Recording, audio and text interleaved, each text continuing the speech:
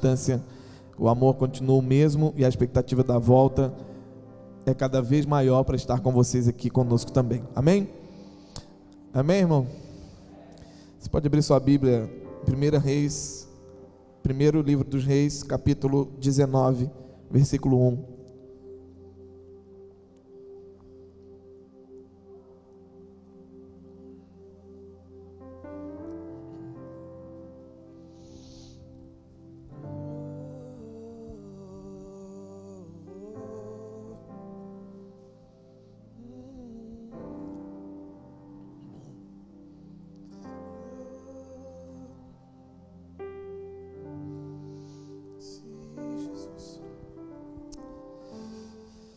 Amém. Ora, Acabe fez saber a Jezabel tudo quanto Elias havia feito e como matara a espada todos os profetas. Então Jezabel mandou um mensageiro a Elias a dizer-lhe: assim se façam os deuses e outro tanto, se amanhã a estas horas eu não fizer com a tua vida como a de um deles. Quando ele viu isto, levantou-se para escapar com vida e se foi. E chegando a Berseba, que pertence a Judá, deixou ali o seu moço. Ele, porém, entrou pelo deserto, caminho de um dia, e foi sentar-se debaixo de um zimbro, e pediu para si a morte, dizendo: já basta, ó Senhor, toma agora a minha vida, pois não sou melhor do que os meus pais. E deitando-se debaixo do zimbro, dormiu. E eis que um anjo tocou e disse: levanta-te e come. Ele olhou e eis que à sua cabeceira estava um pão cozido sobre brasas e uma botija de água. Tendo comido e bebido, tornou a deitar-se.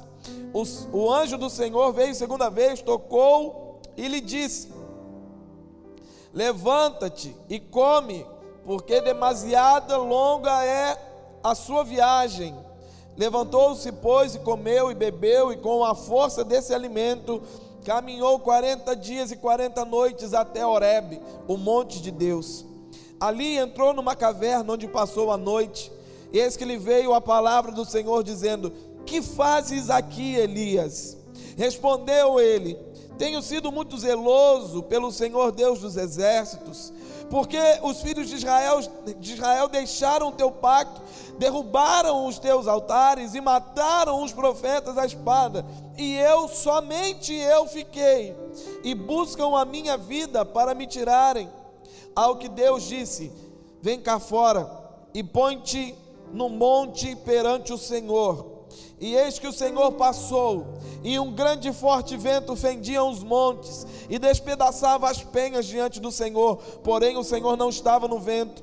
E depois do vento um terremoto, porém o Senhor não estava no terremoto. Depois do terremoto um fogo, porém o Senhor não estava no fogo. E ainda depois do fogo uma voz mansa e delicada.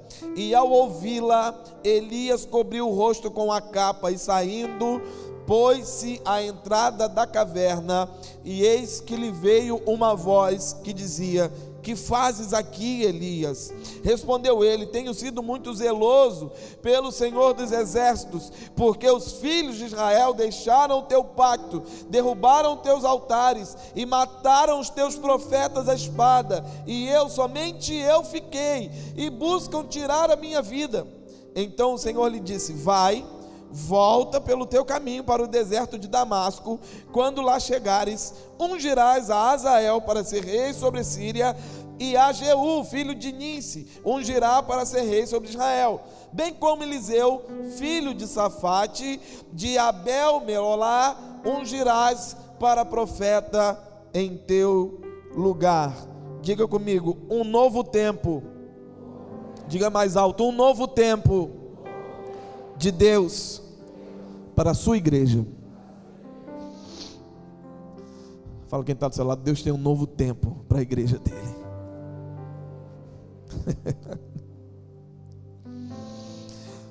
Sabe, nós estamos entendendo que precisamos estamos passando por uma reforma, restauração. Deus tem restaurado muitas coisas. tem trazido de volta algumas coisas que eram princípios e nós fomos deixando para trás. Deus tem falado conosco de forma tão profunda. Isso tem a ver com Ele, com o que Ele quer fazer. A presença manifesta, a Shekinah, tem vindo gradativamente, cada vez mais intensa, cada vez mais forte. Isso não tem a ver apenas com o ministério de louvor, isso tem a ver com o clamor da sua igreja. O noivo está cada vez mais perto, mas antes dele chegar, ele vai restaurar a sua noiva.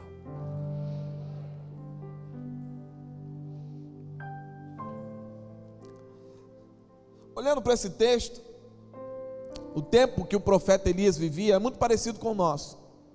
Crise política, um rei que não governava, e sim sua esposa governava ele e o reino.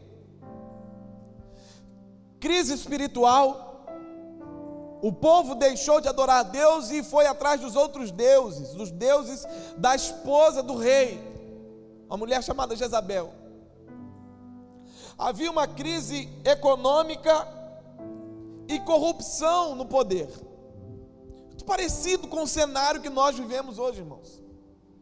Nós podemos perceber isso no Brasil, essas crises instaladas em todas as áreas, a começar pela igreja, corrupção nos altares, pessoas que têm trocado, têm abandonado a sã doutrina, a doutrina dos apóstolos, e têm seguido outros caminhos, têm deixado aquilo que é certo em troca daquilo que dá certo, porque nem tudo aquilo que dá certo é o correto de Deus para nós.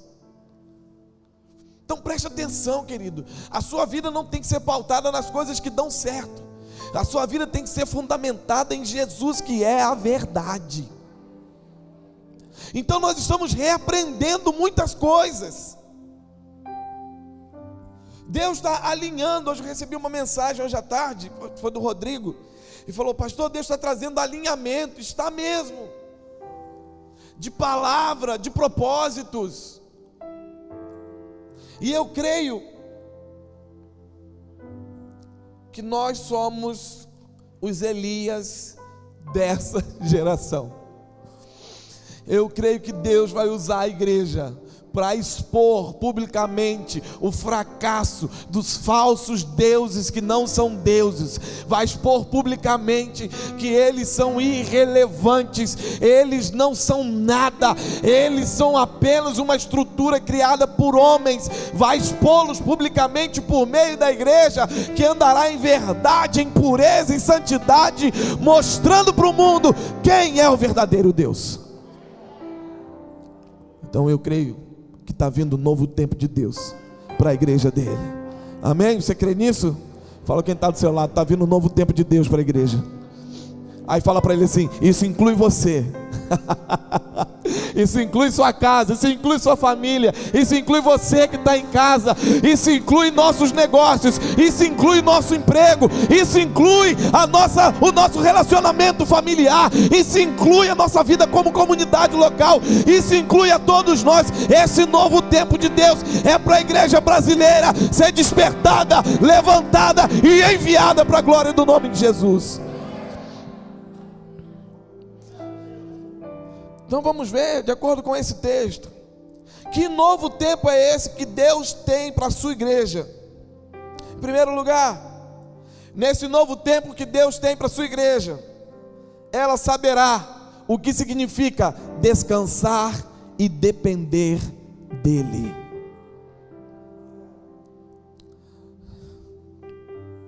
Olha o que diz no versículo 3: quando ele viu isto, levantou-se e foi para escapar com vida. Se foi, e quando chegou a Berseba, que pertence a Judá, deixou ali o seu moço. Ele, porém, entrou no deserto, caminho de um dia, e foi sentar-se debaixo de um zimbro, e pediu para si a morte, dizendo: já basta, ó Senhor, toma agora a minha vida, pois eu não sou melhor que os meus pais. Versículo 5: e deitando debaixo do zimbro, dormiu, e eis que um anjo tocou e lhe disse: levanta e come. Quando você estiver parado, pensando em descansar, pensando em parar com tudo, pensando em jogar tudo para o alto, quando você pensa que está sozinho, que os recursos não vêm, que a provisão não vem, quando você baixar debaixo de um zimbro, fechar os seus olhos, um anjo de Deus vai tocar em você e vai dizer: levanta e come, porque você está começando a aprender a depender de mim, não depender do seu braço, não depender da sua força. Quem depende exclusivamente de Deus jamais será confundido e enganado. É Ele quem nos sustenta, é Ele quem nos sustenta. A igreja está aprendendo a descansar e depender dEle. Esse início de pandemia ensinou a igreja a descansar e depender dEle. E o Senhor não abandonou a sua igreja.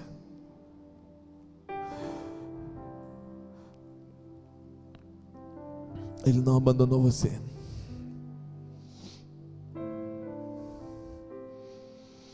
Levanta, Elias, e come. Tem uma jornada para você caminhar ainda.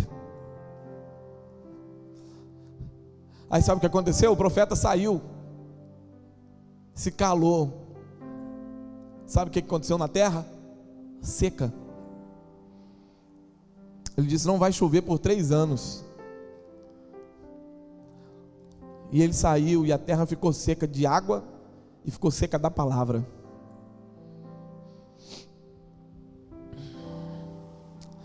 Às vezes Deus esconde os seus por um tempo, para as pessoas valorizarem a sua palavra, entenderem que o que traz vida para as pessoas é a palavra de Deus. Quantos aqui já viram um filme chamado O Livro de Eli? Quem não viu, veja. É um filme secular, eu não posso nem falar muita coisa. Veja esse filme e você vai ver que coisa preciosa é o livro de Eli. Sabe, a terra, o que molha a terra, o que dá saúde à terra, é a palavra que vem da boca de Deus. Porque todas as outras coisas, sem a palavra de Deus, são vazias. Mas a palavra de Deus, quando é lançada, ela não volta vazia, antes faz o que apraz ao Senhor. Sabe o que você precisa? Você precisa depender de Deus. Fala quem está do seu lado: você precisa aprender a depender de Deus. Está na prova, está no deserto, está se sentindo sozinho. Deus quer te ensinar alguma coisa. Sabe o que é? Dependência. Deus está ensinando a sua igreja a depender dEle. Deus está ensinando a sua igreja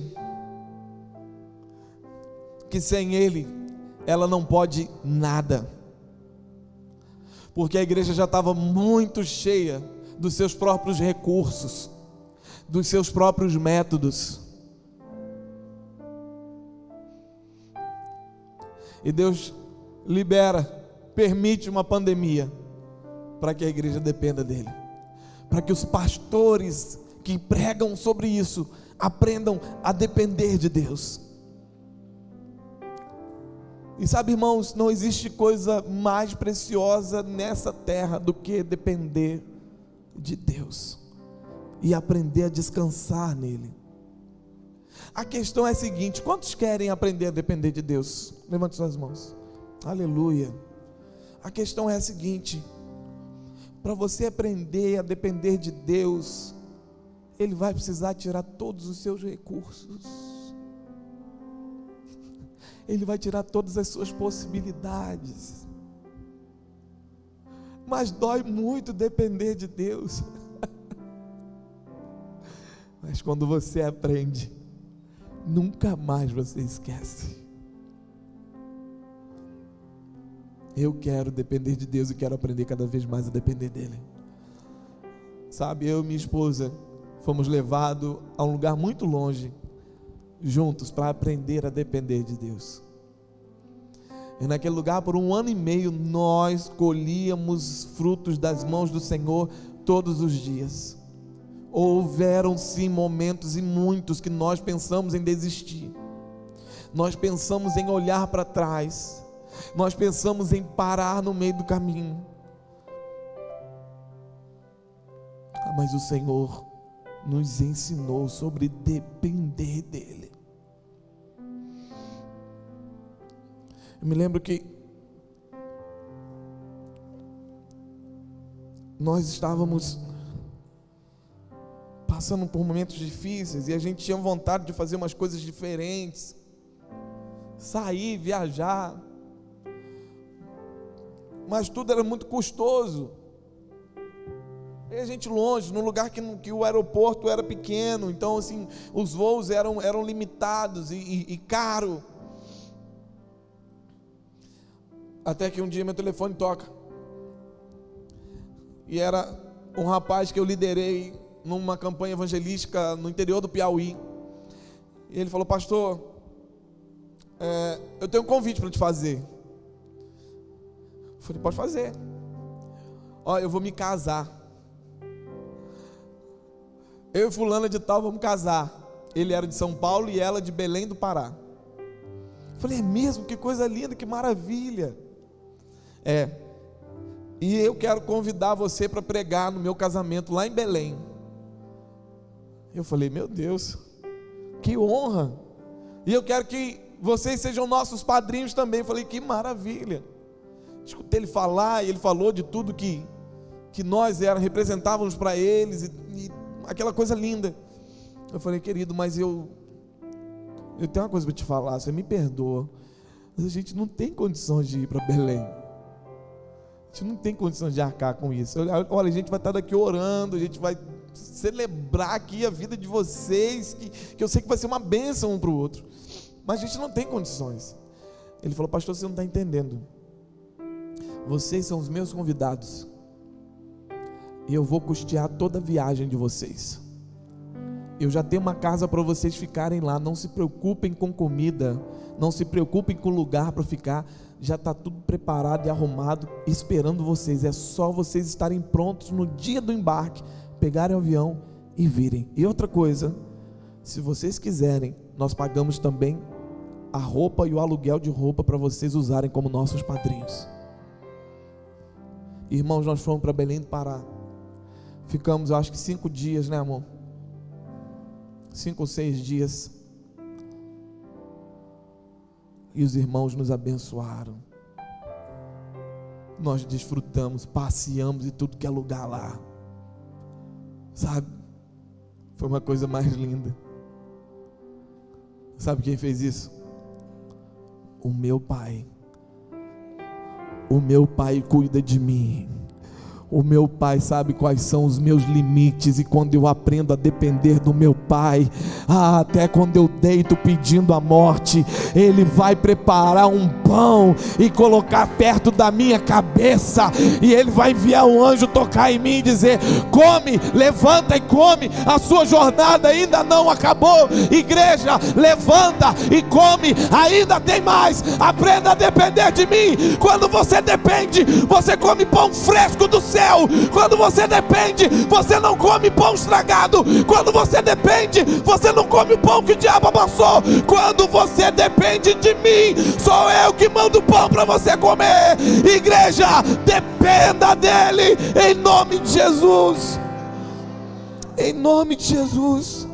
Esse novo tempo, ele está nos ensinando a depender, irmãos. Você tem que parar de achar que quem bota dinheiro na sua casa é você com seu emprego, porque nós vimos agora que Deus fechou todas as portas. E agora, quem é que sustentou sua família? Sabe por que você está aqui de pé? Sabe por que você está vestido hoje? Sabe por que você teve algo para você tomar banho e lavar a cabeça? Porque Ele cuidou de cada detalhe da sua vida. Nós precisamos aprender a depender e a descansar nele. Enquanto a gente não aprender isso, nós não aprendemos o que é ser filho. Porque os filhos, eles sabem que o pai jamais o deixará passar fome. Quem fica preocupado se vai vir comida diariamente não é filho, é escravo.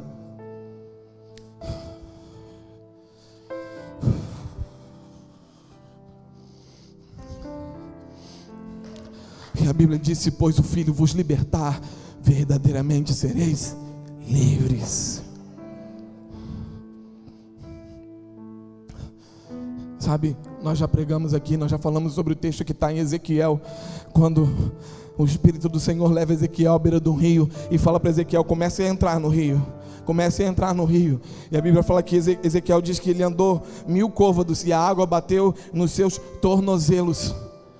E o anjo mandou ele entrar mais. Sabe o que significa isso? Sabe o que é água no tornozelo? Sabe o que significa o tornozelo? O tornozelo era onde os escravos eram presos. Tornozelo significa grilhão de escravos. Os escravos não eram presos pelas mãos, eles eram presos pelos tornozelos, porque eles precisavam das mãos para trabalhar. Os tornozelos deles eram aprisionados. Quando o anjo falou assim: anda 1000 côvados, e ficou a água no tornozelo, ele estava dizendo: você já não é mais escravo. A questão era o seguinte: ainda existiam outros 2000 côvados para andar, e a escolha agora é sua. Eu já te libertei. O que você vai querer? Continuar caminhando para o mais profundo no rio, ou voltar para trás para ser escravo outra vez? Quem é você, querido?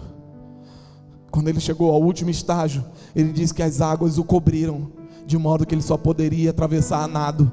Esse é o estado dos filhos. Sabe por quê? Porque os filhos, eles perderam as suas vontades, eles andam de acordo com a vontade do Pai. Quando as águas nos cobrem, nós já não escolhemos para onde vamos. É a maré que começa a nos empurrar, é o Espírito que começa a nos empurrar para o propósito que Ele tem para nós.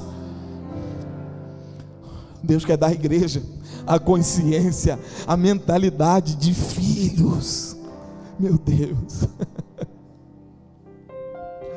Segundo lugar, nesse novo tempo que Deus tem para a sua igreja, a palavra será o maior alimento e o principal direcionamento. Preste atenção, versículo 5: deitando debaixo do zimbro, dormiu, e eis que um anjo tocou e disse: levanta e come. Ele olhou, e eis que a sua cabeceira tinha um pão cozido sobre brasas e uma botija de água. Tendo comido e bebido, tornou a deitar-se. O anjo veio segunda vez, tocou e disse: levanta, come, porque demasiada longa será a sua viagem. Levantou-se, comeu, bebeu, e com a força desse alimento caminhou 40 dias e 40 noites até Horebe, o monte de Deus. A palavra de Deus vai ser o principal alimento desses dias e o principal direcionamento. Nós não teremos mais gente falando: eu acho que tem que ser assim, eu acho que deve ser assim, eu acho que deveria ser assim, porque eu acho que a gente está fazendo errado, porque eu acho que a gente deveria. Não, nós teremos pessoas se levantando dizendo: assim diz o Senhor,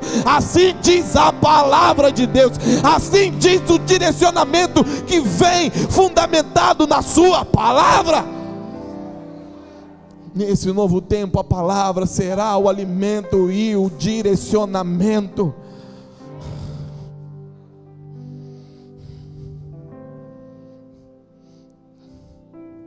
Sabe por que Elias saiu de cena? Sabe por que Elias se escondeu? Porque ele ouviu uma mensagem. Jezabel não foi até ele, Jezabel mandou um mensageiro, e um mensageiro foi suficiente para jogá-lo numa caverna.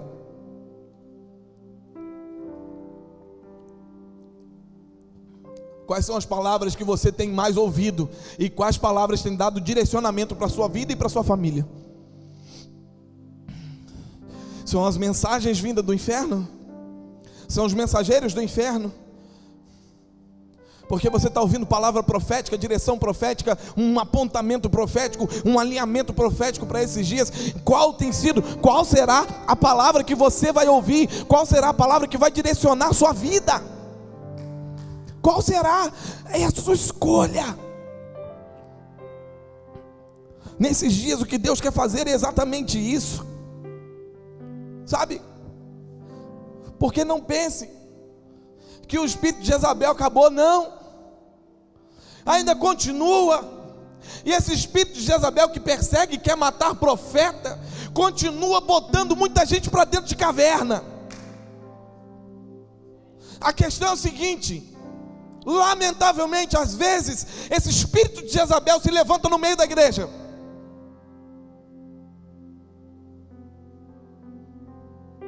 e alguém, um irmão influenciado por esse espírito, se permite ir para uma caverna.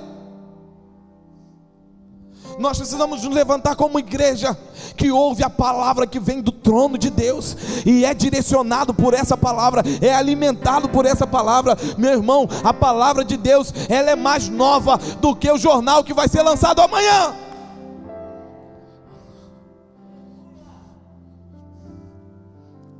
Não existe nada mais novo e mais atual do que a palavra de Deus. Ela é viva e ela é eterna. Para esse novo tempo, a igreja vai desfrutar do alimento que é o pão, e vai desfrutar da direção que é a palavra de Deus. Sabe, nesse momento da vida de Elias, duas coisas o sustentaram. A primeira foi a mão de Deus. Capítulo 18, versículo 46 diz: e a mão do Senhor estava sobre Elias, o qual cingiu os lombos e veio correndo perante Acabe até a entrada de Jezreel. Você acha que a mão de Deus deixou Elias só porque Jezabel mandou um mensageiro? Você acha que a mão de Deus deixou sua vida só porque você está passando por um momento de turbulência, de perseguição? Você acha mesmo que Deus vai tirar a mão de cima de você quando você começa a passar por perseguição? Não, a mão de Deus continua sobre você, porque a palavra de Deus diz: eis que a minha mão não está encolhida para que eu não possa abençoar. Vira a mão para a pessoa que está ao seu lado, estende a mão e fala: querido, as mãos do Senhor estão estendidas sobre ti, a bênção de Deus está liberada sobre você. Você não está sozinho, você não está sozinha, nós não estamos sozinhos. A mão do Senhor está direcionada sobre a sua igreja.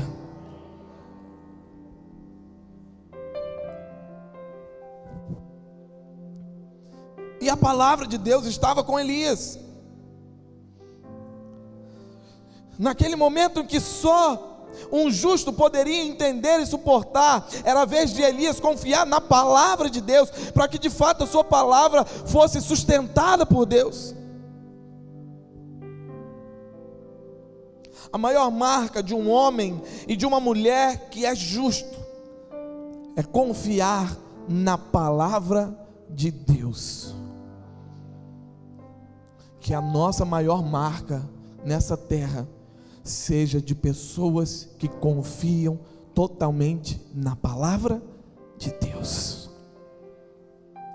Conhece a história do garotinho que na sala de aula a professora estava dando aula de ciências e aí colocou no quadro um slide, né? Estava num data show, um slide de uma anatomia de uma baleia. E aí ela foi começando a mostrar o corpo, o interior de uma baleia, e mostrou a garganta, e ela disse: olha, está vendo? A baleia é um grande animal, mas a passagem da sua garganta é muito estreita. Portanto, tem um texto na Bíblia que diz que um homem foi engolido por uma baleia. Isso seria impossível, porque uma baleia não tem como engolir o homem, é muito estreita a passagem da goela dela. Aí naquela sala de aula tinha uma criança, filho de um irmão aqui da Bibic Samã. Ele levantou a mão e falou assim: professora, posso dizer uma coisa? Eu não acredito no que a senhora está falando, entre o que a senhora está falando e o que a Bíblia diz. Eu fico com o que a Bíblia diz. Se a Bíblia diz que ela engoliu o peixe, é porque ela engoliu o peixe mesmo. E eu vou dizer outra coisa para a senhora: se a Bíblia dissesse ao contrário, que foi Jonas que engoliu a baleia, eu acreditaria, porque foi a palavra do Senhor que disse. E a professora quis prolongar a discussão, e aquele menino, filho de crente aqui de Quissamã, que vai na escola, na classe de escolinha dominical das crianças, insistiu e bateu o pé, e a professora falou assim: olha, então eu não vou discutir mais com você, se você acredita assim, tudo bem, não vamos continuar a aula. E ele falou assim: não, eu quero dizer uma coisa para a senhora, quando eu chegar no céu, eu vou perguntar a Jonas se ele foi engolido por uma baleia ou não foi engolido por uma baleia. Aí a professora quis tirar uma onda com o menino e falou assim: e se Jonas estiver no inferno? Aí, professora, a senhora pergunta para ele, porque para lá eu não vou. eu sei onde Jonas vai estar, e eu sei para onde eu estou caminhando, porque eu sei em quem eu tenho crido, e é a palavra de Deus que me alimenta e que me direciona. Eu não sou conduzido pela ciência, eu não sou conduzido pelas vozes dessa terra, eu sou conduzido pela palavra de Deus. É esse o tempo que a igreja vai viver, meu irmão. Porque se Deus falar que nós vamos engolir baleia, nós vamos engolir baleia, porque a palavra de Deus disse. Se Deus disser que Samã inteira para Jesus, é que Samã inteira para Jesus, e nenhuma menos. Ninguém fica para trás. Sabe o que eu estou pedindo a Deus? Eu estou pedindo a Deus 30 mil pessoas convertidas em Quissamã. Pastor, mas é mais que a população da cidade. Sabe o que eu aprendi esses dias? Eu aprendi que se o meu sonho for pequeno o suficiente para eu realizar sozinho, isso não é um sonho. Então eu aprendi que o meu sonho precisa ser suficientemente impossível para que Deus atue por meio da palavra e realize e conquiste para a glória dele. Estou pedindo a Deus 30 mil almas, porque eu creio que vai vir emprego para cá, para Quissamã, que virão empresas para Quissamã. Eu creio que essa cidade vai ser atrativa aos olhos, mas não vai ser atrativa só para empresas, não vai ser atrativa, é assim, vai ter lucro, vai ter riqueza, as pessoas vão se atrair, mas quando elas chegarem aqui, elas encontrarão com o avivamento de Deus acontecendo, com um povo cheio do Espírito Santo, com um povo com o coração queimando, e elas se renderão a Jesus. 30 mil ou mais, Quissamã será a cidade do avivamento para a glória de Deus. É um novo tempo de Deus para a igreja. Terceiro lugar e último lugar, nesse novo tempo que Deus tem para a sua igreja, a presença dele será a maior necessidade e o mais poderoso tratamento.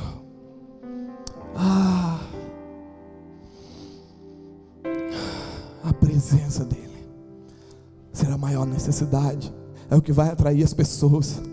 Não vai ser uma pregação bonita, não vai ser uma música bem tocada, não, vai ser a presença. E se tiver a presença já basta. Todas as outras coisas serão secundárias. Não, para esse novo tempo a presença vai ser a maior necessidade. Você vai ter necessidade na sua casa. Você não vai dormir bem. Você vai se remexer na cama e não vai dormir enquanto você não gastar um tempo na presença. Não vai dar para dormir, irmão. E se você conseguir dormir, você vai acordar de madrugada e não vai aguentar dormir mais, enquanto você não parar e dizer: vem, Senhor, vem com a tua glória sobre minha vida, vem com a tua glória sobre minha casa. Ai, Jesus. Oh, Jesus. Tu és tão lindo, tu és tão lindo.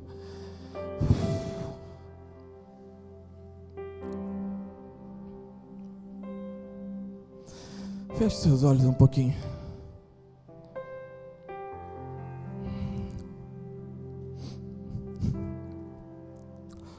Diga no seu interior aí: Senhor, eu quero que a tua presença seja a minha maior necessidade diária.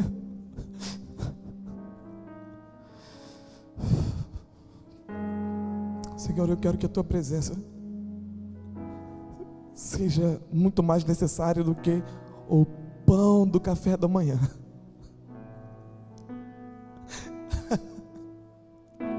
Senhor, eu quero ansiar mais pela tua presença do que por aquele café quentinho. Oh, Jesus.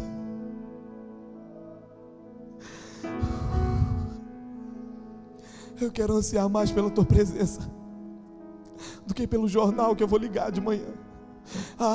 Eu quero ansiar mais pela tua presença do que por pegar o meu celular do lado da cama e ver quem mandou mensagem.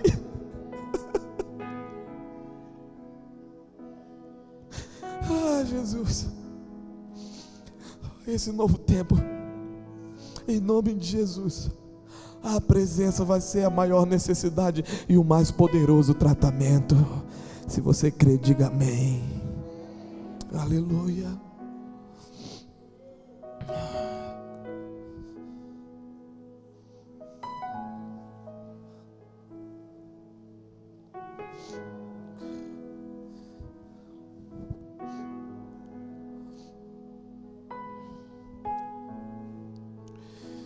Elias precisava ser tratado, sabe por quê?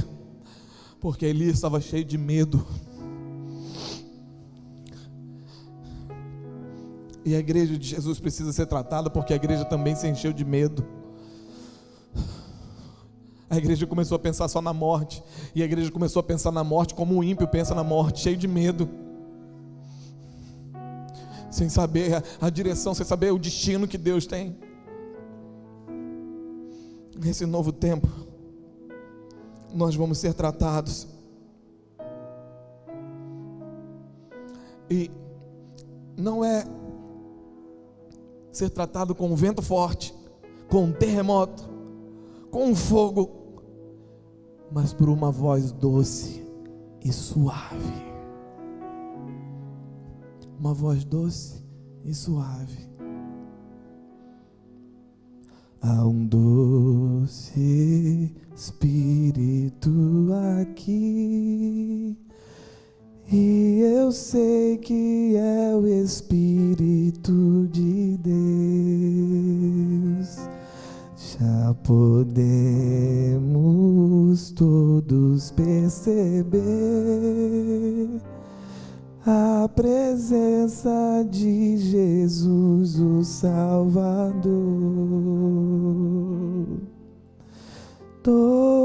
Doce presença, presença santa, vem sobre nós e enche-nos do teu poder. Te adoraremos por tua presença aqui, e que renovará os nossos corações. Louvado seja o Senhor,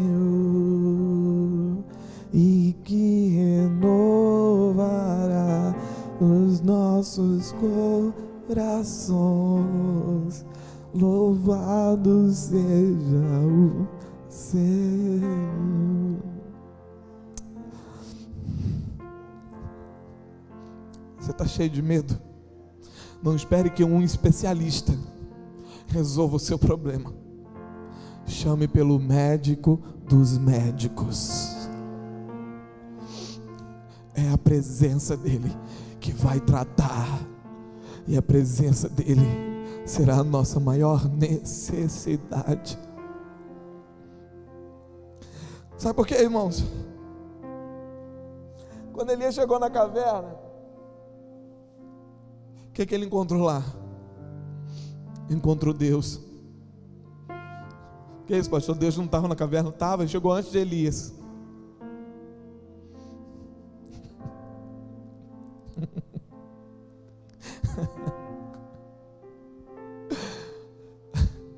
Já chegou num lugar e viu uma pessoa que você conhecia, mas não esperava, ela só, ué, o que você está fazendo aqui?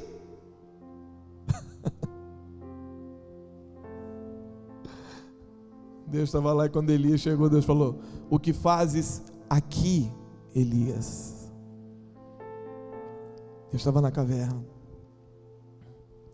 Nas cavernas que você entrou, ele já estava lá. Sabe qual era o tratamento de Elias? Deus não queria só tirar Elias de dentro da caverna. Deus queria tirar a caverna de dentro de Elias. Porque mesmo fora da caverna, o discurso de Elias era um discurso de dentro da caverna. Ele disse: só eu sobrei, eu já não quero mais viver. Primeiro Deus tirou Elias de dentro da caverna, e depois Deus vai tirar a caverna de dentro de Elias. E ali, quando Elias estava fora da caverna, Deus deu direção, e Deus restabeleceu o propósito.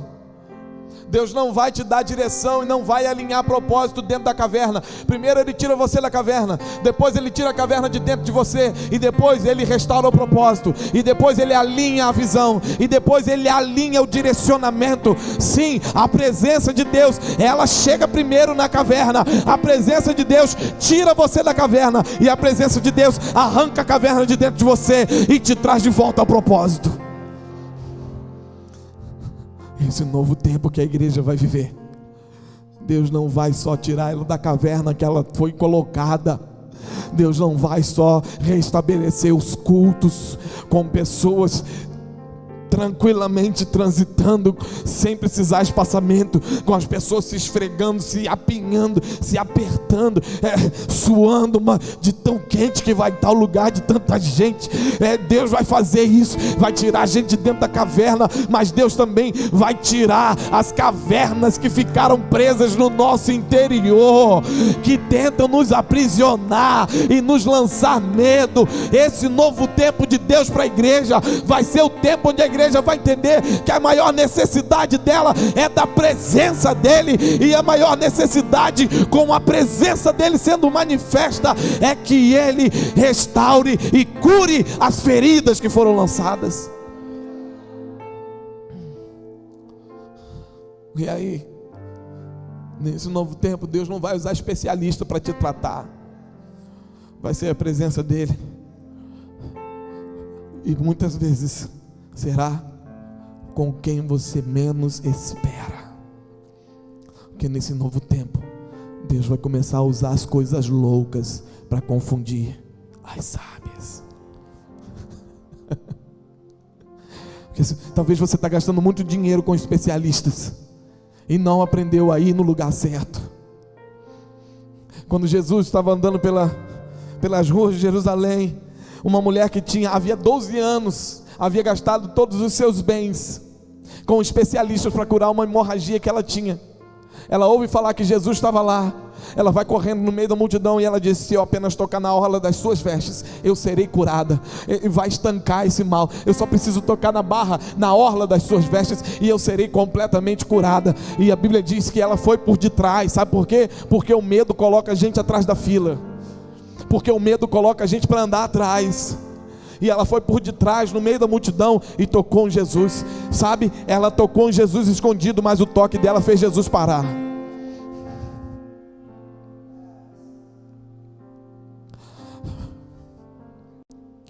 Ela tocou em Jesus escondido, porque ela tinha medo, porque disseram que ela não poderia, porque disseram que ela era impura e indigna.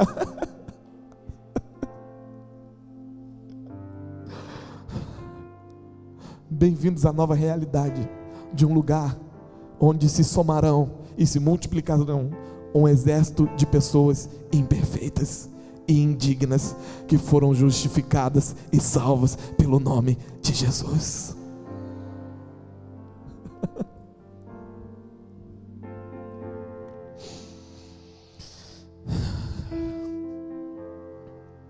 Para esse novo tempo não vai faltar unção e direção para cuidar de vidas. Elias começou a falar, trazer seus argumentos. Deus falou: Elias, volta o caminho.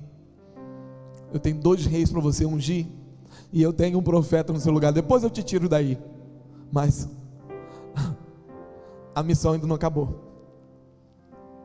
Ei, a missão sua não está nem perto do fim. Fala para quem está do seu lado: a sua missão não está nem perto do fim.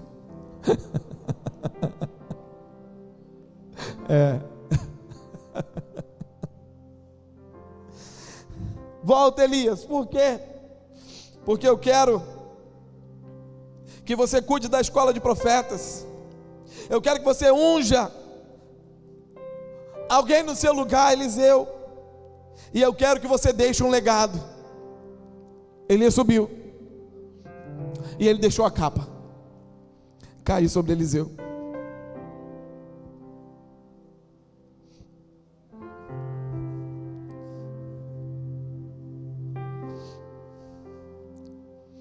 Esse vai ser o tempo a gente cuidar de gente, treinar a gente, discipular a gente e deixar um legado. Esses dias atrás eu falei: Senhor, o que o Senhor quer de mim como pastor na Igreja Batista em Quissamã? E Deus falou: eu quero que você deixe um legado. E há algumas semanas eu tenho construído em Deus algumas coisas que serão iniciadas a partir da próxima semana. Nós vamos iniciar um novo tempo. Tudo que é novo assusta. Tudo que é novo parece que vai dar errado. Mas quando a palavra de Deus é liberada, o novo traz renovo, cura e vida. E Deus me fez lembrar, e aqui eu vou encerrar, liberando essa palavra profética sobre esta igreja. Deus me fez lembrar de uma história. Eu não sei quantos conhecem essa ilustração. Diz que a águia é das aves que tem maior longevidade entre todas as outras aves. Mas a águia, ela precisa passar por um processo. Quando sua vida chega aos 40 anos, as penas já estão pesadas, as garras já começam a curvar e a perder a rigidez. O bico já não é o mesmo, não tem a mesma força. E a águia faz uma escolha de ou morrer em mais 1 ou 2 ou 3 anos, ou ir para um alto monte, se esconder na fenda de alguma pedra, iniciar um processo de renovação. E nesse processo de renovação, ela começa batendo o bico na pedra, até arrancar o bico fora. Um tempo passa, o bico vai crescendo, e ela começa a arrancar as penas pesadas e velhas, para que novas penas nasçam. E depois ela começa com o bico a arrancar as garras velhas, para que garras novas, firmes e rígidas nasçam. E assim ela poderá voar mais alto, e ela poderá viver pelo menos mais 40 anos. E Deus me fez lembrar essa história. Eu falei: Deus, por que o Senhor está me fazendo lembrar dessa história, pregando essa mensagem, falando com o Senhor a respeito de igreja? Deus falou: filho, quantos anos tem a PIB Quissamã? Eu falei: 43. E Deus começou a dizer: vocês começaram a entrar num novo processo. Vocês começaram a entrar num novo ciclo que eu tenho para vocês. Ei, Igreja Batista Quissamã, nós começamos a entrar num processo de Deus, e é um processo de renovo. Bicos serão arrancados, garras serão arrancadas, penas velhas serão arrancadas. Mas ao final desse processo, o voo será muito mais alto. Ao final desse processo, as conquistas serão maiores. Ao final desse processo, as famílias se renderão. Ao final desse processo, nós viveremos o novo, renovados, restaurados e prontos para esse novo tempo de Deus, para a igreja no Brasil. PIB Quissamã, se prepare para ser relevante para a nação brasileira, em nome de Jesus. Comece a crer no novo, comece a expectativa do renovo, porque Ele vai fazer coisas novas a partir desse lugar, e nós seremos relevantes para essa cidade, para esse estado, para essa nação. Enviaremos missionários, enviaremos pessoas, novas pessoas chamadas para o ministério, e Deus vai usar esta casa como casa de oração e restauração para todos os povos, em nome de Jesus.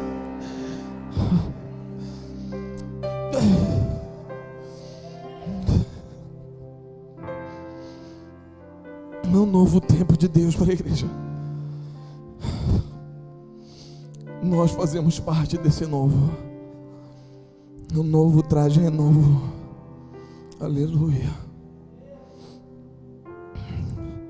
Pastor, o que isso tem a ver com a ceia? O que isso tem a ver com a mesa de Jesus?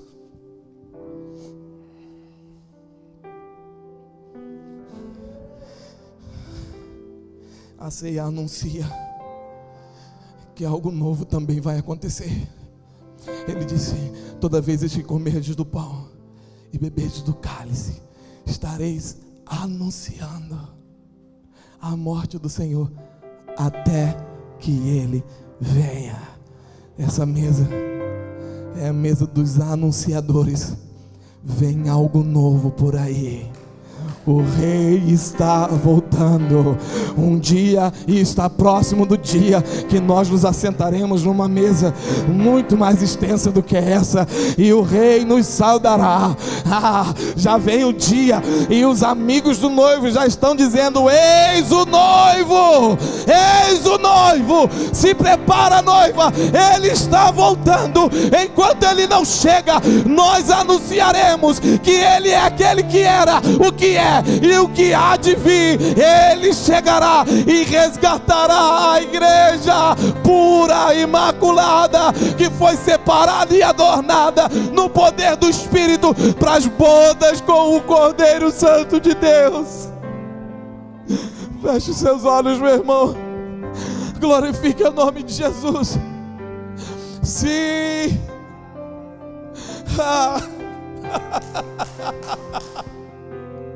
Eis o noivo, eis o noivo.